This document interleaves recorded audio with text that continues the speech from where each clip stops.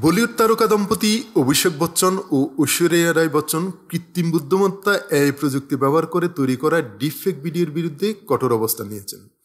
মানহানিকর ও বিভ্রান্তিকর কন্টেন্ট প্রচারের অভিযোগে তারা ইউটিউব এবং এর মূল প্রতিষ্ঠান গুগলের বিরুদ্ধে মামলা দায়ের করেছেন।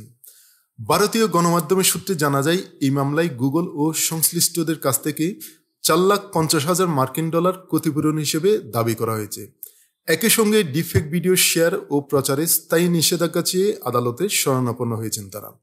আদালতে জমা দেওয়া আবেদনে বলা হয়েছে, ইউটিউব সহ বিভিন্ন মাধ্যমে শত শত ভিডিও ছড়ানো হয়েছে, যেখানে এআই ব্যবহার করে তাদের মুখ, কণ্ঠস্বর এবং অবয়ব ব্যবহার করে ভয়াবহ, উস্কানিমূলক ও কাল্পনিক দৃশ্য তৈরি করা হয়েছে। এসব ভিডিও কন্টেন্ট সামাজিক মাধ্যমে ছড়িয়ে পড়ে তাদের ব্যক্তিগত জীবন ও পেশাদার সুনামের মারাত্মক ক্ষতি করছে।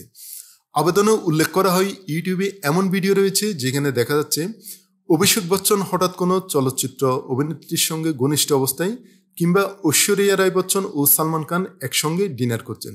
এই সবই মনগড়া ও ভিত্তিহীন বলে দাবি করেছেন অভিষেক ও ঐশ্বরিয়া। তারকা দম্পতির বক্তব্য, এসব কন্টেন্ট কেবল তাদের সুনামে আঘাত করছে না, বরং এটি তাদের ব্যক্তিগত গোপনীয়তার মৌলিক অধিকারের চরম লঙ্ঘন।